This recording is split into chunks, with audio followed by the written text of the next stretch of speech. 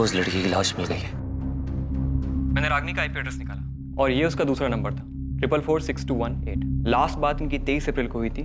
Friend square से 22 अप्रैल की मुझे रागनी की एक और चैट मिली है जो संतोष गुप्ता के साथ है। वो इस वक्त कहाँ मिलेगा पता है तुम्हें? सर संतोष तो 1 साल पहले सिंगापुर चला गया। मैं और करण दुबई में है। बहुत जल्द तुम्हारी भी टिकट आ जाएगी। वो लोग हम तक पहुंच ही नहीं पाएंगे।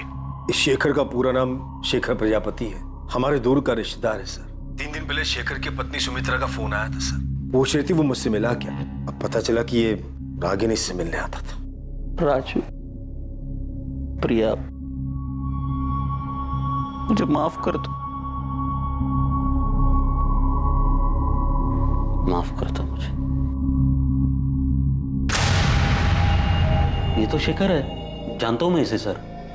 ये रागिनी का दूर का रिश्तेदार है। तो फिर तुम्हें ये कैसे नहीं पता कि शेखर अक्सर तुम्हारी पत्नी को मिलने भोपाल आता था?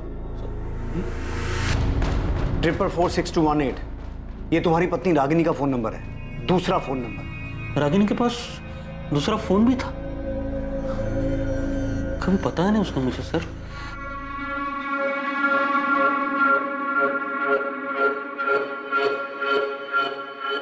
रागिनी, अब तक सब्जी काट रही है तू? बच्चे स्कूल के लिए तैयार हो चुके हैं, टिफिन कब बनाएगी? माँ भी बना देती हूँ।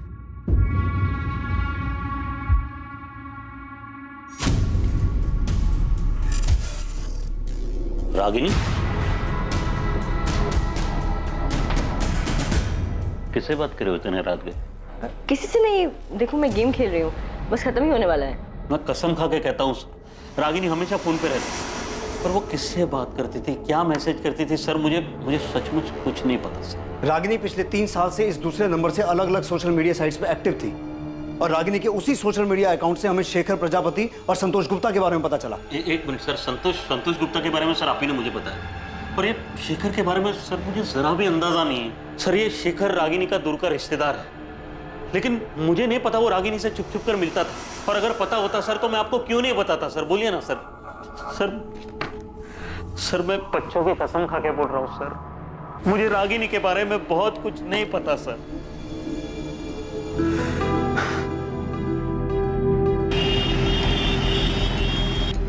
रागिनी गोयल, शेखर भोपाल में रागिनी से मिलने जाते थे?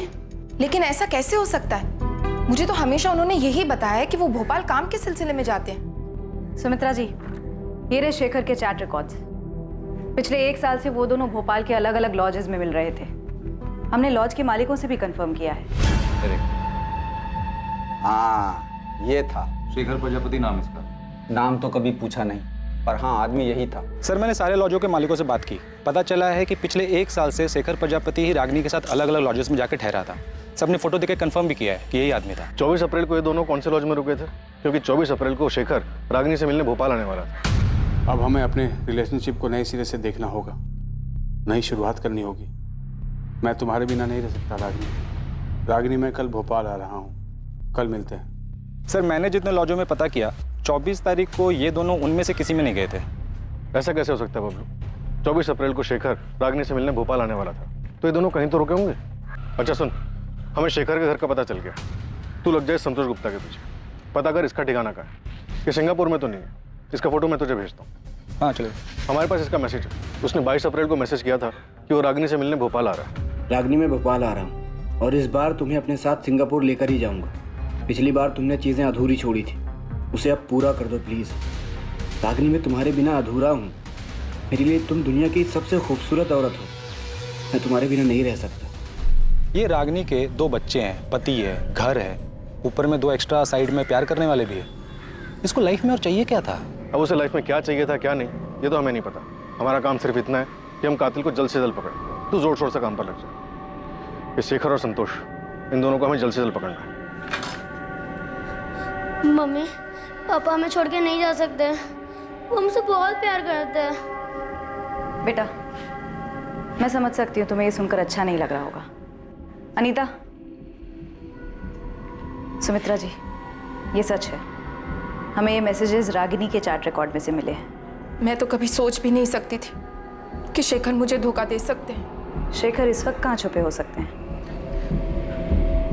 अब मैं नहीं कह सकती वो कहाँ जा सकते हैं। अगर शेखर फोन करे तो आप हमसे छुपाइएगा मत। बहुत सारे सवाल हैं जो हमें उनसे करने हैं।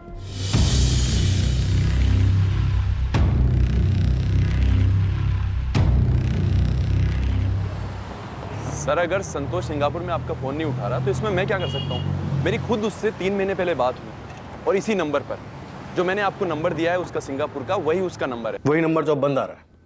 गौतम, हमारे पास प्रूफ है कि संतोष रागिनी से मिलने भोपाल आने वाला था। 22 अप्रैल का मैसेज है उसका हमारे पास। मुझे नहीं पता सर कि वो भोपाल आया था, अभी भोपाल में है या फिर सिंगापुर चला गया, मुझे कुछ नहीं पता सर। संतोष की फैमिली कहाँ रहती है इतना तो पता होगा तुम्हें? जी, जबलपुर में है, ये उसी ने मुझे बताया।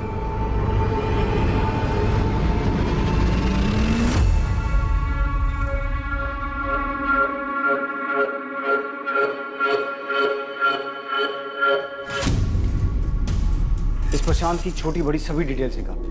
अब मुझे भी उस पर डाउट हो रहा है कि कहीं इसी ने तो रागिनी का मर्डर नहीं किया। सर, मुझे तो इस पर पहले से ही शक। शेखर और संतोष रागिनी से मिलने आते, रागिनी का मर्डर हो जाता है, उसकी लाश मिलती और उसके बाद ये दोनों गायब हो जाते। प्रशांत ने रागिनी को रंगे हाथों पकड़ लिया होगा। फिरोज, प्रशांत ने ही कुछ किया है। अगर ये 24 तारीख को फैक्ट्री से नहीं भी निकला तो भी पॉसिबल है कि उसने ये काम किसी और की मदद से किया। अगर प्रशांत ने ही रागिनी का मर्डर किया है तो सोचो बच्चों पे क्या बीतेगी जब उन्हें यह पता चलेगा कि उनकी मां का मर्डर उनके पिता ने ही किया है। सर, मैं प्रशांत की फैक्ट्री जाकर पता करता हूँ। यह पता लगाओ कि रागिनी के मर्डर में उसने किसे और कैसे इस्तेमाल किया है। अगर ऐसा कुछ हुआ है तो मुजरिम जो भी हो हमें उस तक पहुंचना होगा। बच्चों का हक है ये जानने का कि उनकी मां का कातिल कौन है।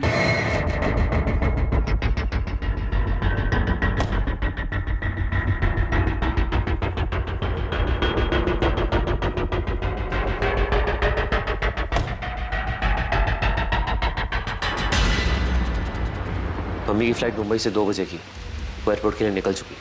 अच्छी बात है। वहाँ वो सुनील, वो अब तक निकला कि नहीं? हाँ, वो भी निकल चुका है।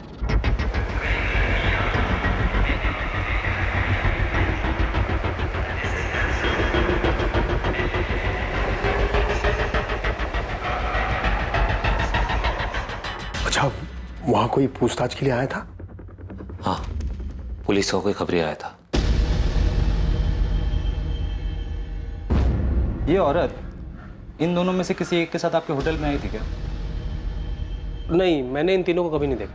थोड़ा ध्यान से देखिए ना, 24 अप्रैल को आए होंगे।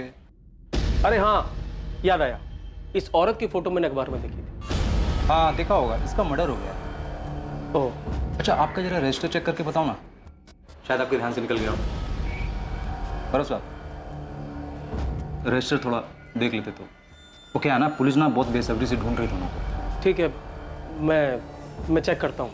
कुछ मिला उन्हें? पापा, घबराने की कोई बात नहीं है, उन्हें कुछ नहीं मिला। गौरव ने सब संभाला, सब ठीक है। पुलिस ने शेखर प्रजापति का फोन नंबर सर्विलेंस पर डाल दिया था। उनके मुताबिक ऐसी संभावना थी कि रागिनी ने अपना मोबाइल मार्केट में स्विच ऑफ किया और उसके बाद तय की गई जगह पर वो शेखर से मिली।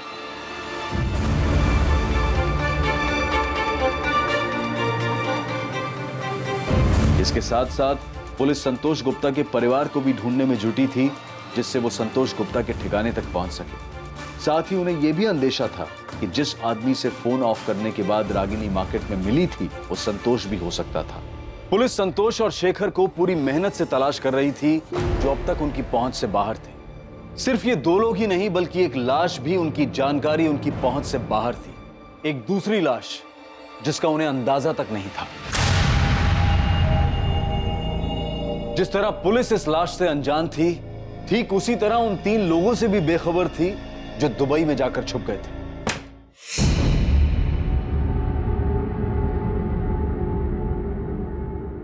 क्या हम इंडिया वापस कभी नहीं जाएंगे? जाएंगे जानवी, क्यों नहीं जाएंगे? बस सिर्फ कुछ ही दिनों की बात है। एक बार ये सब ठंडा हो जाए, फिर हम लोग आराम से चले जाएंगे।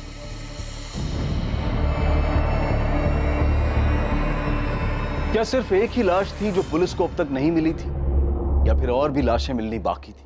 रागिनी उस दिन घर से झूठ बोलकर क्यों निकली थी? वो कहां जाने वाली थी, क्या करने वाली थी, उसका प्लान क्या था, और क्या उसके इस प्लान के बारे में उसके पति प्रशांत को पहले से पता था?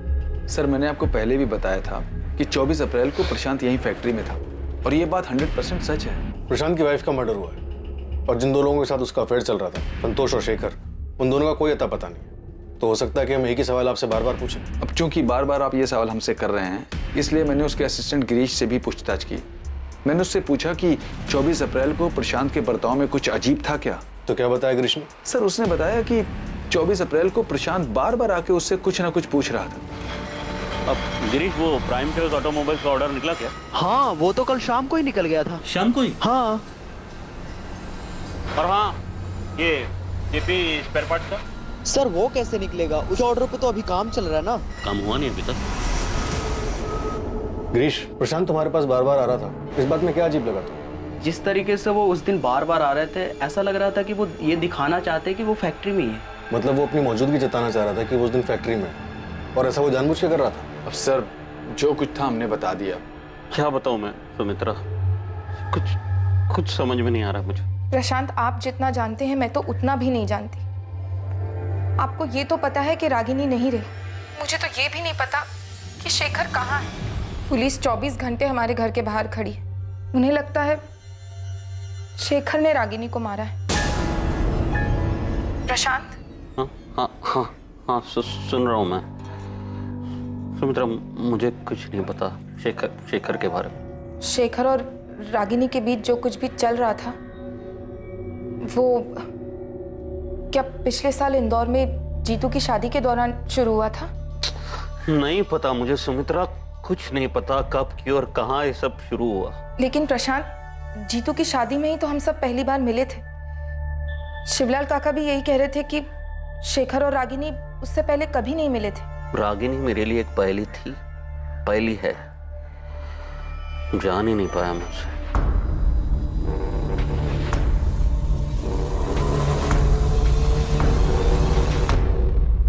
भैया, मम्मी हमें छोड़कर क्यों गई? भैया क्यों गई? रो मत प्रिया, मैं हूँ तेरे साथ। सर, शेखर का लास्ट लोकेशन मिल गया है।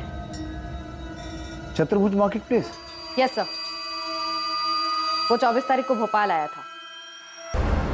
ना तो शेखर की पत्नी सुमित्रा और ना ही रागिनी के मामा शिवलाल हमें बता पा रहे हैं कि शेखर कहाँ हो सकता है। हाँ सर, इन दोनों से कोई इन्फॉर्मेशन नहीं मिली। बस इतना पता चला कि शेखर अहमदाबाद में एक ट्रेडिंग कंपनी में काम करता था। कंपनी से पता चला कि वो महीने में सिक लीव लेता था और अपनी पत्नी को कहता था कि वो भोपाल काम से जा रहा है। और संतोष गुप्ता, उसके बारे में कुछ पता चला? उसके जबलपुर वाले घर का पता मिल गया। वहाँ की पुलिस उसके माँ बाप से मिल भी चुकी है। साहब, संतोष यहाँ नहीं है। करीब 1 साल हो गया उसे घर पर आए हुए। आप चाहो तो पूरे घर की तलाशी ले लो। तलाशी तो हम लेंगे नरेंद्र जी, लेकिन अगर वो हमें नहीं मिला तो आप लोग हमारी नजर में आ जाएंगे। साहब, हम तो जानते भी नहीं है कि रागिनी है कौन। और रही बात संतोष की, तो जब से वो सिंगापुर गया हमने उसकी शक्ल भी नहीं देखी है। देखिए, ये तो साफ हो चुका है कि संतोष का रागिनी के साथ 2 साल से चक्कर चल रहा था और रागिनी संतोष के पास 1 महीना रही भी थी।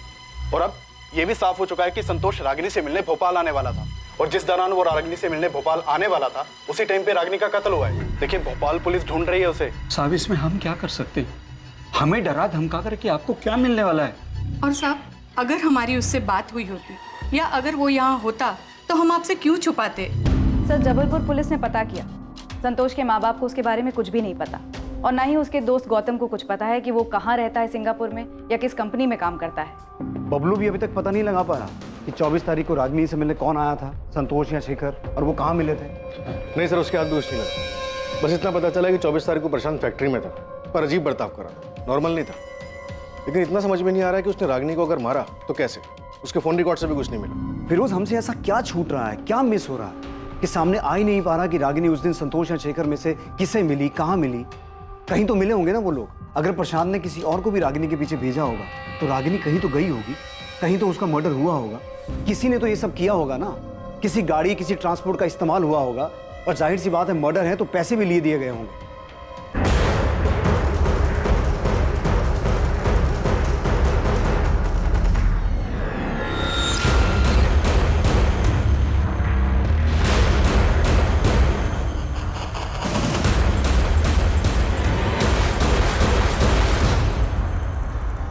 ऐसा कैसे हो सकता है कि मर्डर करने वाले ने कोई गलती नहीं की? वो आराम से छुपा बैठा है, इतनी सफाई से काम किया है कि हमारे हाथ एक क्लू तक नहीं लगा। सर, इंटरनेशनल नंबर है, उठाओ। हेलो सर, मैं संतोष गुप्ता बोल रहा हूँ। संतोष, कहाँ हो तुम? हाँ संतोष, कहाँ हो तुम? सर मैंने रागिनी को नहीं मारा है। देखिए सर, मैं रागिनी को भोपाल में मिला ज़रूर था, लेकिन मैंने उसको नहीं मारा। देखिए मैं रागिनी से प्यार करता था और उससे शादी भी करना चाहता था। संतोष तुम अभी कहाँ हो? सर अभी मैं सिंगापुर में हूँ। जब मैंने न्यूज़ देखा कि रागिनी का किसी ने मर्डर कर दिया है तो 30 तारीख को मैं सिंगापुर वापस आ गया था। तुम रागिनी से मिले थे? हाँ, 23 तारीख को भोपाल में मैं रागिनी से मिला था। रागिनी मुझे सिंगापुर में नई जॉब मिल गई है और सैलरी भी बहुत अच्छी है। तुम चलो ना मेरे साथ सिंगापुर, हम दोनों बहुत खुश रहेंगे। संतोष, इतने दिनों बाद तुम्हें देखकर बहुत अच्छा लग रहा है। तो फिर चलो ना मेरे साथ रागिनी। रागिनी मैं तुमसे बहुत प्यार करता हूँ और मुझे हमेशा से ही लगता है कि हम दोनों एक दूसरे के लिए ही बने। किस्मत ने हमें फिर से मिलाया है, इस बार मौका हाथ से मत जाने दो। 2 साल पहले भी मैंने तुम्हें मनाने की कोशिश की थी कि शादी कर लेते हैं, नई दुनिया नया घर बनाते। रागिनी हम जबलपुर चलते हैं, वहाँ चल के शादी कर लेते। वहाँ पे मेरा अपना घर है, मम्मी है, पापा है, वहाँ कोई प्रॉब्लम नहीं होगी। नहीं संतोष, मैं अपने घर जाऊंगी। पर क्यों? वो घर तो तुमने छोड़ दिया ना रागिनी, फिर क्यों वापस जाना चाहती हो? बच्चों के लिए, मुझे उनकी याद आ रही है। रागिनी, पूरा 1 महीना हो गया तुमको घर छोड़े हुए, और इस 1 महीने में ना तो तुम्हारे पति ने तुमको ढूंढने की कोशिश की है, ना ही तुम्हारे बच्चों ने। फिर क्यों जाना चाहती हो उस घर में? देखो संतोष, मुझे प्रशांत की चिंता नहीं है, पर राजू और प्रिया मेरे बच्चे हैं। अब तक तो प्रशांत ने उन्हें बता दिया होगा कि मैं उन्हें छोड़कर चली गई हूँ। रागिनी मेरी बात समझने की कोशिश करो। तुम्हें लाइफ में क्या चाहिए? तुम प्रशांत के साथ खुश नहीं थी इसलिए मेरे पास आई ना। अब मेरे पास खुश हो तो खुश रहो ना। रागिनी मैं तुमको बहुत प्यार करता हूँ, तुमको जिंदगी भर खुश रखूंगा। एक काम करते हैं, हम अभी शादी करते हैं आज। नहीं संतोष, बेहतर यही होगा कि मैं अपने घर चली जाऊँ। रागिनी मैं तुम्हारे बिना नहीं रह सकता, और मैं फिजिकल रिलेशन की बात नहीं कर रहा हूँ, सारी जिंदगी साथ देने की बात कर रहा हूँ। रागिनी मैं सिंगापुर से सिर्फ तुम्हारे लिए आया हूँ, प्लीज हाँ कर दो। रागिनी क्या सोच रही हो? प्लीज चलो ना मेरे साथ। संतोष, इस तरह से अचानक उठ के मैं तुम्हारे साथ नहीं आ सकती। क्यों नहीं आ सकती? 2 साल पहले भी तो अचानक ही होशंगाबाद आई थी ना मेरे पास। तुमने मुझे तक नहीं बताया था, सीधा आके डोरबेल बजाई थी, और जब मैंने दरवाजा खोला तो सामने तुम खड़ी थी। फिर अब क्यों नहीं? संतोष, मुझे सोचने के लिए थोड़ा वक्त चाहिए। रागिनी 2 साल हो गया। ठीक है, तुम्हें जितना वक्त चाहिए तुम ले लो, लेकिन मैं भी तब तक यहाँ से नहीं जाऊँगा जब तक तुम हाँ नहीं कर देती। मैंने उसे मनाने की हर मुमकिन कोशिश की, पर वो मेरे साथ नहीं आई। तो भोपाल में ही था, उसकी हाँ सुनने के लिए उसे फ़ोन करता रहा, उसने मेरा फ़ोन ही नहीं उठाया, और 24 के बाद तो उसका फ़ोन ही स्विच ऑफ हो गया। तो तुम तब भी भोपाल में ही थे? हाँ, मैं भोपाल में था, होशंगाबाद में।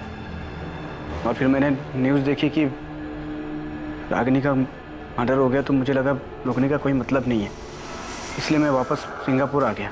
संतोष गुप्ता, तुम्हारी ये सफाई काफ़ी नहीं है। ये बिल्कुल मत समझना कि तुमने सामने से फ़ोन किया है तो तुमने जो भी कहा उस पर हमने पूरी तरह से यकीन कर लिया। और इस गलतफहमी में तो बिल्कुल मत रहना कि तुम सिंगापुर में हो तो हम तुम्हें छू नहीं पाएंगे। हेलो हेलो,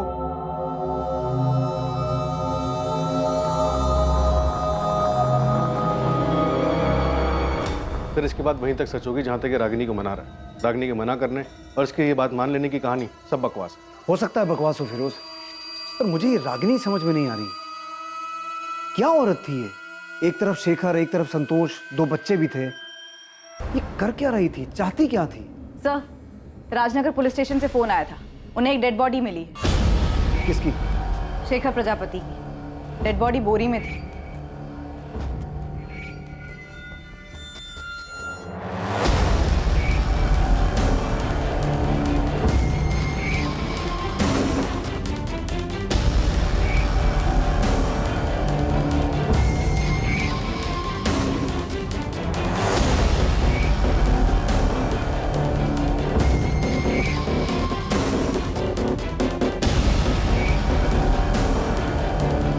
बोरी तो बिल्कुल वैसी है जिस बोरी में हमें रागिनी की उस बॉडी की हालत देख रहे हो? जिस तरह से डिकम्पोज हुई है, उसे देखकर साफ लग रहा है कि इसका मर्डर भी काफी दिन पहले हो चुका है।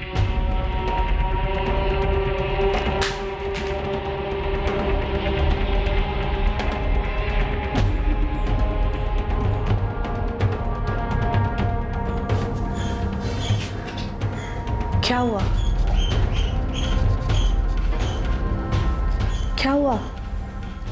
पुलिस को शेखर की डेड बॉडी मिली।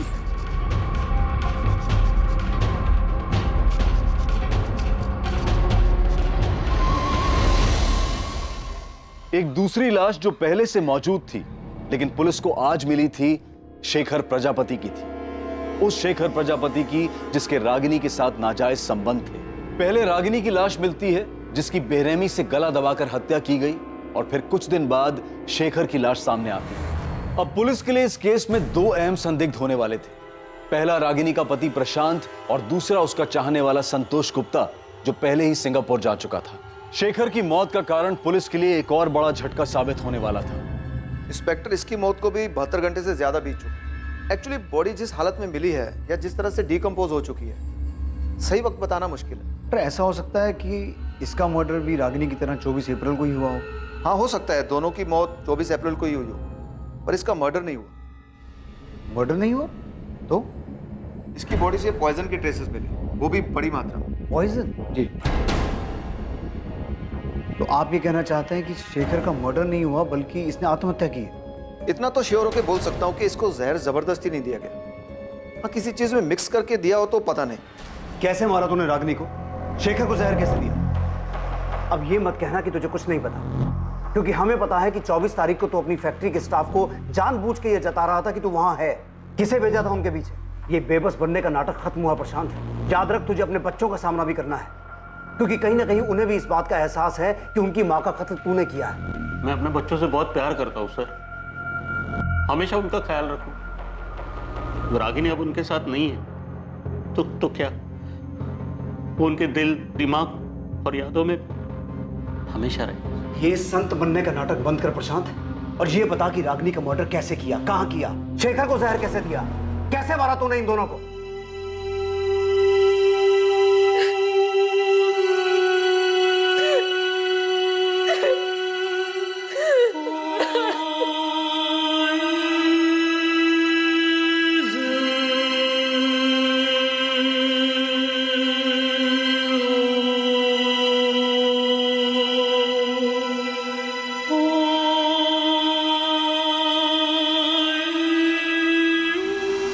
तेरे बच्चे राजू और प्रिया, शेखर की बेटी नेहा, इन सब मासूमों की जिंदगी बर्बाद कर दी।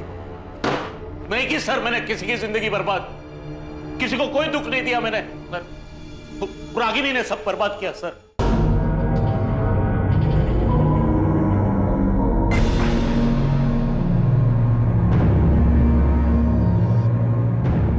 मुझे बिल्कुल भी अंदाजा नहीं था कि रागिनी के शेखर और संतोष नाम के आदमियों के साथ नाजायज संबंध।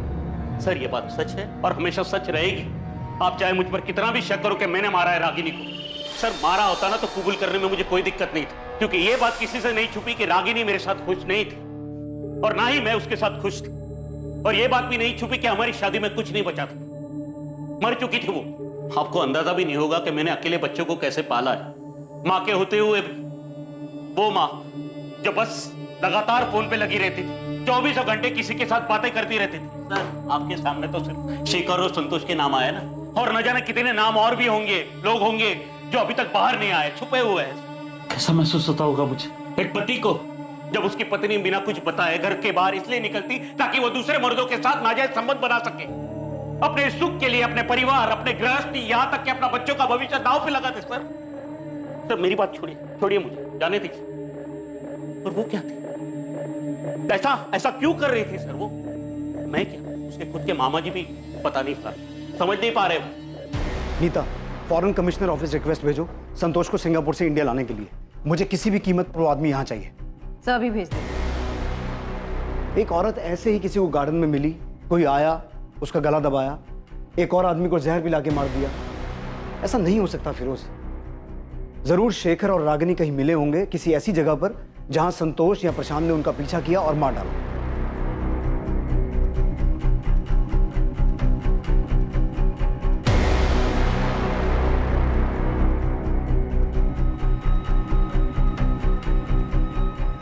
बबलू से कहो एक टीम से काम नहीं हो रहा, 10 लगाए, और चाहिए और लगाए, लेकिन किसी भी तरीके से यह पता लगाए कि उस दिन शेखर और रागिनी कहां गए थे। कोई तो ऐसा होटल या लॉज होगा जहां उनका पीछा किया गया, दोनों का मर्डर किया गया।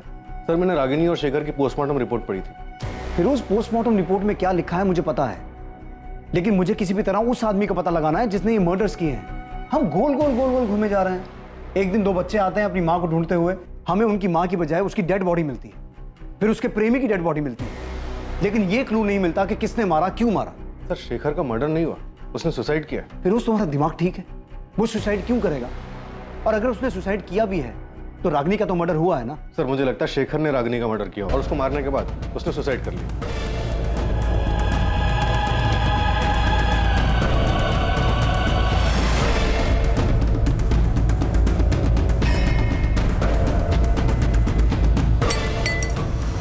और फिर आसमान से कोई टपका जिसने दोनों की डेड बॉडी को बोरे में डाल के ठिकाना लगा दिया। फिरोज, मुझे कोई थ्योरी नहीं चाहिए, ये केस ऐसे बंद नहीं हो सकता। मुझे किसी भी हाल में उस मर्डर का पता लगाना है। उसने क्यों मारा, कहां मारा, कैसे मारा, किस मकसद से मारा, इन सभी सवालों के जवाब चाहिए। अंडरस्टूड? राइट। रागिनी और शेखर कहां मिले थे, रागिनी को कहां मारा गया, शेखर को कहां जहर दिया गया, या उसने खुद अपनी जान ली, इन सभी सवालों के जवाब और सच की खोज में पुलिस ने पूरे भोपाल शहर को खंगालने की ठान ली। दूसरी तरफ संतोष को सिंगापुर से इंडिया वापस लाने की कोशिशें भी तेज कर दी गईं। एक बार पुलिस से बात करने के बाद संतोष ने अपना फोन स्विच ऑन किया ही नहीं। वो ना तो अब किसी फोन और ना ही किसी मैसेज का जवाब दे रहा था।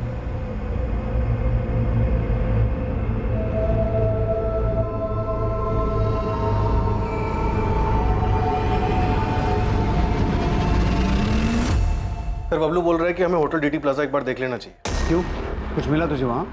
नहीं सर, कुछ नहीं मिला, इसी के लिए तो बोल रहा हूँ सर। बबलू, अंधेरे में तीर मत चला, मुझे इस केस में स्ट्रॉन्ग लीड चाहिए। इस बात की लीड कहीं से नहीं मिल पा रही है कि रागिनी और शेखर मार्केट में मिलने के बाद गए कहाँ। सर मैंने हर लॉज छान मारा। डीटी प्लाजा आपके सामने इसलिए रख रहा हूँ क्योंकि सर इसका जो मैनेजर है गौरव सिंधिया, वो मुझे रजिस्टर दिखलाने से मना कर रहा है। 24 तारीख को रागिनी और शेखर नाम से कोई एंट्री नहीं है रजिस्टर में, मैंने चेक किया है, वो लोग यहाँ पे नहीं आए। अरे हाँ, तो कौन सा असली नाम लिखवाने वाले थे रजिस्टर में? नाम बदल के आए होंगे। हाँ, अगर नाम बदल के भी रहते तो शक्ल तो याद रहती ना। और वैसे भी 24 तारीख को होटल पूरा खाली ही था। मैं कह रहा हूँ ना कि वो लोग यहाँ पे नहीं आए। सर ये बोल के उसने मुझे डरका दिया, पर छोटा सा होटल है और फील्डिंग की तो पता चला होटल में काम करने वाला एक बंदा है सुनील मीना नाम का, जो लंबी छुट्टी पर गया है। बबलू भाई झोल क्या है वो तो पता नहीं, लेकिन उस होटल में एक वर्कर सुनील मीना 27 अप्रैल से गायब है। गायब है मतलब लंबी छुट्टी पे।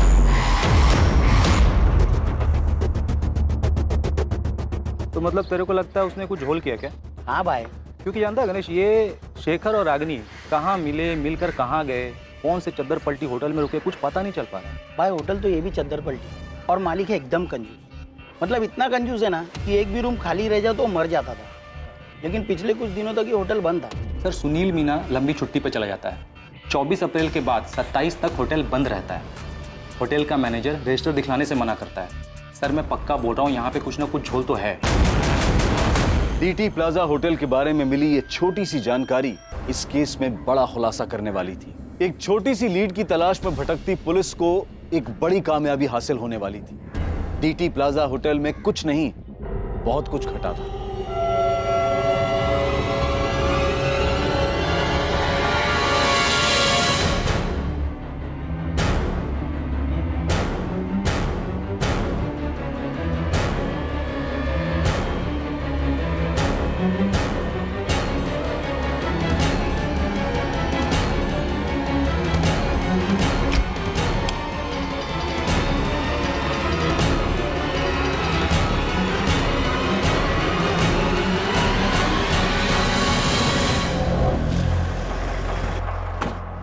तो ही है ना गौरव सिंधिया, यहाँ का मैनेजर? हमारे आदमी को रजिस्टर क्यों नहीं दिखा रहा था? चल रजिस्टर निकाल। सब ये रहा।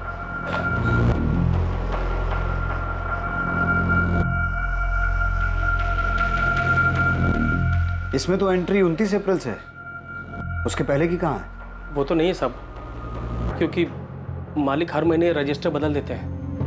हिसाब किताब के लिए पुराना रजिस्टर साथ ले जाते हैं सब। पुराना रजिस्टर अपने साथ ले जाते हैं, लेकिन अप्रैल का महीना 30 का होता है और इसमें एंट्री 29 तारीख से है। तो नया रजिस्टर लगाने के लिए महीना खत्म होने का इंतजार क्यों नहीं किया? सब वो इस बार थोड़ा जल्दी ले गए सब। सुनील मीना नाम का एम्प्लॉय यहीं काम करता है ना? जी सर। कहाँ है वो? बुलाओ उसे।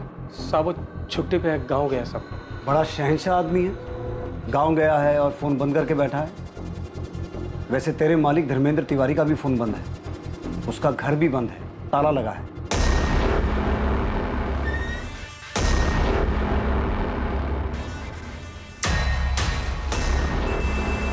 तेरा मालिक भी गांव गया है, चल कर आया। तूने बबलू से कहा था कि 24 तारीख को ये दोनों यहां नहीं आए थे। सीधा सीधा बोल, धर्मेंद्र तिवारी और सुनील मीना कहाँ हैं, वरना तुझे भी गांव भेज दूंगा और कभी वापस नहीं आ पाएगा। मालिक अपनी फैमिली के साथ दुबई भाग गए हैं सब, और सुनील अपने गांव गया है सागर। मतलब रागिनी और शेखर 24 तारीख को यहाँ आए थे? जी साहब, लेकिन साहब मुझे इनका नाम नहीं मालूम साहब, क्योंकि ये दोनों रजिस्टर में अलग नाम से एंट्री किए थे साहब।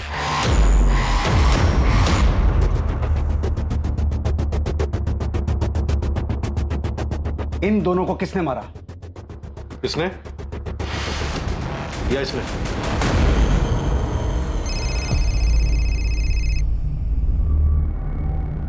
अनीता, कैलाश मौर्य नाम का एक आदमी आया है। कौन है? सर ये 24 तारीख को डीटी प्लाजा में था। बोल रहा है इसने रागिनी और शेखर को देखा था रूम नंबर 104 में। हमें भी यहाँ बहुत कुछ मिला है। रागिनी और शेखर 104 नंबर में रुके थे।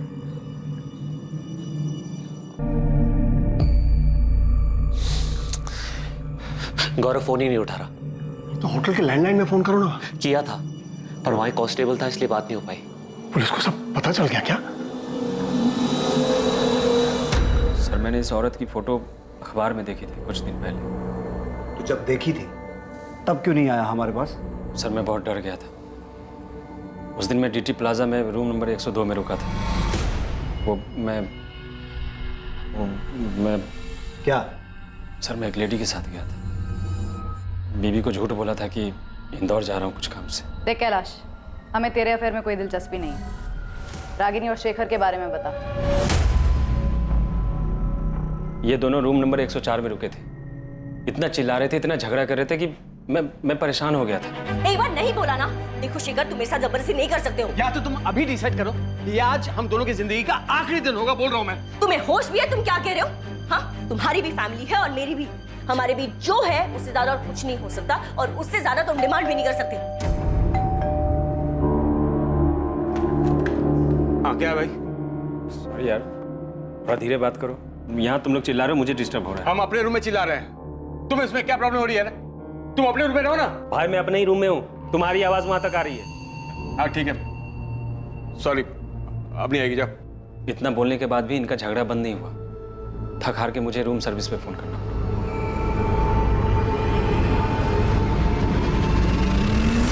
यही था वो आदमी? रूम सर्विस वाला जिसे तुमने बुलाया था? हाँ सर, यही था। शेखर, अब तुम मेरी नाक में दम कर रहे हो, इरिटेट कर रहे हो मुझे। तो अब मैं परेशान की जगह ले ली, मैं तुम्हें परेशान कर रहा हूँ। हाँ शेखर, मैं अपनी पूरी जिंदगी तुम्हारे साथ नहीं बिताना चाहती। अभी सब कुछ कितना अच्छा है हमारे बीच। तुम मतलब तुम ये चाहती हो कि मैं अहमदाबाद से अपने 20 बच्चों को छोड़कर तुम्हें खुश करने यहाँ आता रहूं और तुम मेरी खुशी का बिल्कुल ध्यान नहीं रखोगी? एक मिनट, मैं भी अपने पति और बच्चों को छोड़कर आ रही हूँ यहाँ, और तुम यहाँ सिर्फ मेरी खुशी के लिए नहीं, अपनी खुशी के लिए भी आते हो। और हमेशा से यही रहा था हमारे बीच और यही रहेगा, और इस तरह तुम नहीं मांग सकते। मांग सकता हूँ, बिल्कुल मांग सकता हूँ। मैं तुमसे शादी करना चाहता हूँ, इसी वक्त तुम्हें हाँ बोलना पड़ेगा, तुम मना नहीं कर सकते। तुम होश में तो हो तुम? हमारे बीच शादी की बात कब हुई थी? मैंने कभी तुमसे कहा कि मैं तुमसे शादी करना चाहती हूँ? एक शादी करके देख ली है मैंने, और अब तक पछता रही हूँ। बच्चे हैं इसलिए झेल रही हूँ। लेकिन मैं तुम्हारे ये नखरे नहीं झेलूंगा रागिनी।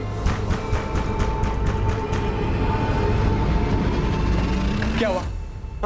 सर सामने वाला थोड़ा परेशान हो रहा है, थोड़ा धीरे बात कीजिए ना। हाँ ठीक है, ठीक है, ठीक। Thank you. फिर रात के करीब 12 साढ़े 12 बजे के बाद उस कमरे से आवाज़ आनी बिल्कुल बंद हो गई। फिर मैंने सुबह 7 बजे होटल छोड़ दिया। तुम्हारे साथ कौन थी उस दिन? वो लेडी? प्लीज मैडम, इसमें हमें मत घसीटिए। वो भी शादीशुदा है और मैं भी। बेकार में हम दोनों के घर टूट जाएंगे। तुझे अपना बयान डिटेल में लिखवाना होगा। अगर तू हमारे पास पहले आ गया होता ना, तो ये केस बहुत पहले सॉल्व हो गया होता। सुनील मीना जो सागर में अपना मोबाइल बंद करके बैठा था, पुलिस ने उसे सागर के ही उसके घर से अरेस्ट किया। रागिनी के कत्ल और शेखर की मौत का सच चौंका देने वाला था। क्या हुआ था डीटी प्लाजा में? और सुनील मीणा हमारे कब्जे में है, तो ये मत समझना दुबई में बैठा तेरा मालिक तुझे बचा लेगा। मैडम साहब, मैं तो सिर्फ नमक का फर्ज अदा कर रहा हूँ साहब। उनको मारने मेरा हाथ नहीं है साहब, मैंने नहीं मारा। ये डायलॉग बाजी बंद कर। अगर तेरा हाथ नहीं है तो रागिनी और शेखर को मारा किसने? होटल में से किसी का हाथ नहीं साहब, किसी ने नहीं मारा। तो फिर रागिनी और शेखर मरे कैसे?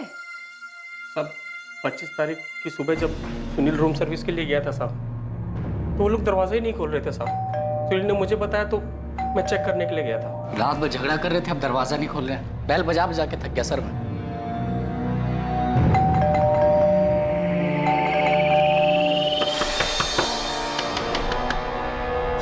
चंद्रप्रकाश जी, गरिमा जी, हम समझ ही नहीं पा रहे थे वो दरवाजा क्यों नहीं खोल रहे। जब उन्होंने दरवाजा खोला नहीं तब मैंने साहब, मैंने तुरंत तिवारी जी को फोन किया साहब। वो फौरन अपने बेटे करण के साथ होटल आ गए। पापा दोनों मर चुके। कैसे हुआ ये? किसने किया? सर पता नहीं सर। सर ये दोनों रात भर बहुत जोर से झगड़ा कर रहे थे। सुबह हमने दरवाजा खोला तो देखा दोनों मरे पड़े हैं। गौरव, तुमने सीसीटीवी चेक किया? कोई आया था इस कमरे में? हाँ सर, चेक किया था। कमरे में कोई नहीं आया था, कमरा अंदर से बंद था सर। हमने खुद मास्टर किसी दरवाजा खोला है सर। सर इन दोनों के बीच में बहुत जोर से लड़ाई चल रही थी। मैंने सुना था ये आदमी इस औरत को शादी के लिए बोल रहा था और ये औरत बार बार मना कर रही थी। पापा एक मिनट, ये बोतल देखिए, इसमें शायद जहर था।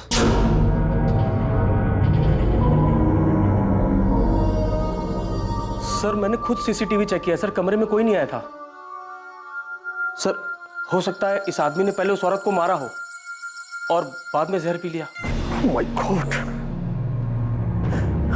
सर ये देखिए एंट्री। पापा इनके पर्सन के आईडी कार्ड मिले। लड़की का नाम था रागिनी गोयल और लड़के का नाम शेखर प्रजापति। सर वो तो मैं देखते ही समझ गया था कि दोनों फर्जी नाम से ठहरे हैं। अब क्या करें? पुलिस के पास जाएंगे तो खामखा बात फैलेगी, होटल का नाम खराब होगा, धंधा बंद हो जाएगा और हम सब फंस जाएंगे वो अलग। क्योंकि पुलिस तो ये मानेगी नहीं कि इन दोनों के बीच झगड़ा हुआ था और इसलिए इस आदमी ने ये सब किया है। पापा हम इनको जानते ही नहीं है। इन्होंने रजिस्टर में भी गलत नाम लिखा है। इनके फैमिली वाले यहाँ जो भी है यहाँ तक पहुंच ही नहीं पाएंगे। तुम कहना क्या चाहते? यही कि अगर हम इनकी बॉडी ठिकाने लगा दें तो किसी को पता ही नहीं चलेगा ये लोग यहाँ कभी आए भी थे या इधर कुछ भी हुआ था।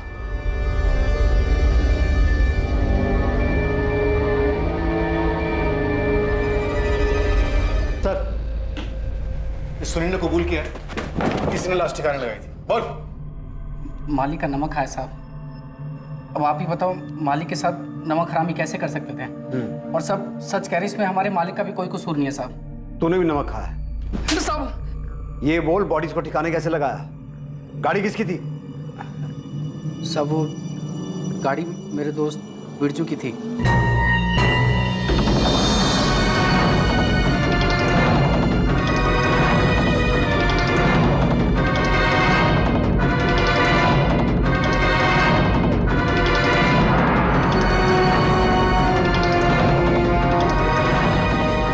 सब पहले हमने उस औरत की बॉडी को हुसैन नगर के नाले में फेंका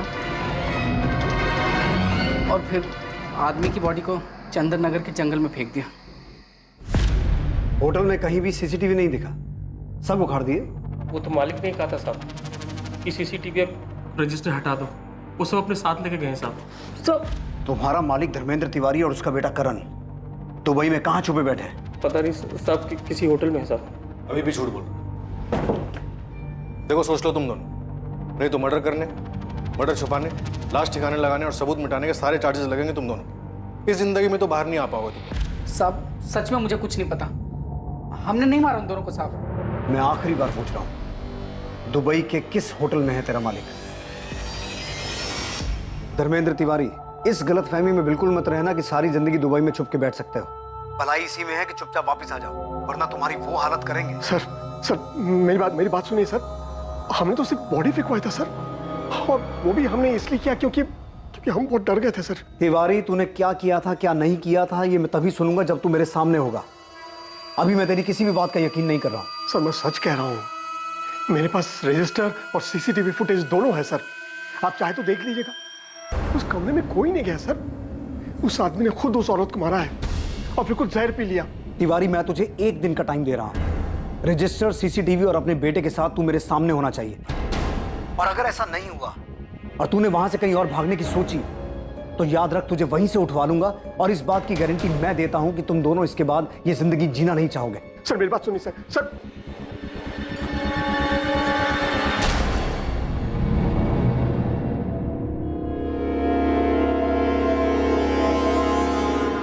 सर मैंने जो पोस्टमार्टम रिपोर्ट देख के फिगर आउट किया था वो थ्योरी नहीं, सच था। मैं तुमसे शादी करना चाहता हूँ, इसी वक्त तुम्हें हाँ बोलना पड़ेगा, तुम मना नहीं कर सकते। तुम एक बार नहीं बोला ना। देखो शेखर, तुम मेरे साथ जबरदस्ती नहीं कर सकते हो।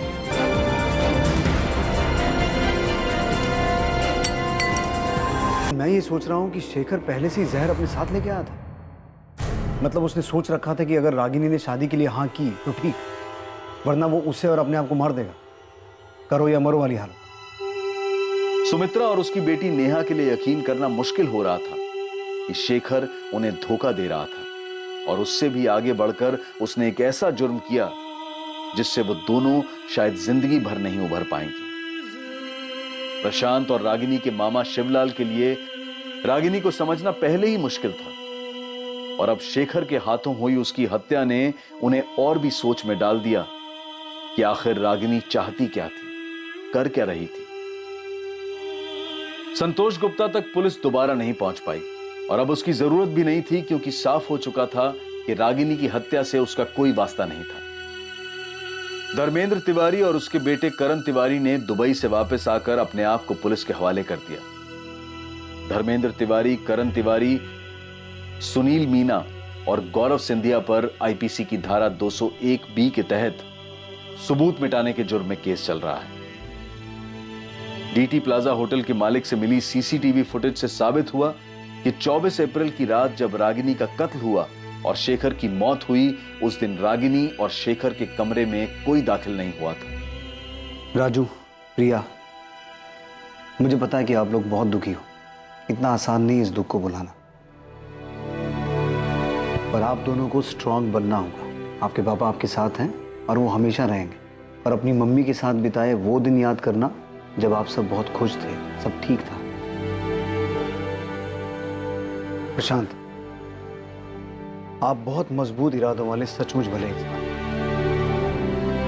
बच्चों को अब आपकी पहले से कहीं ज्यादा जरूरत है। वो दुखी हैं, सदमे में हैं, उनका ध्यान रखना।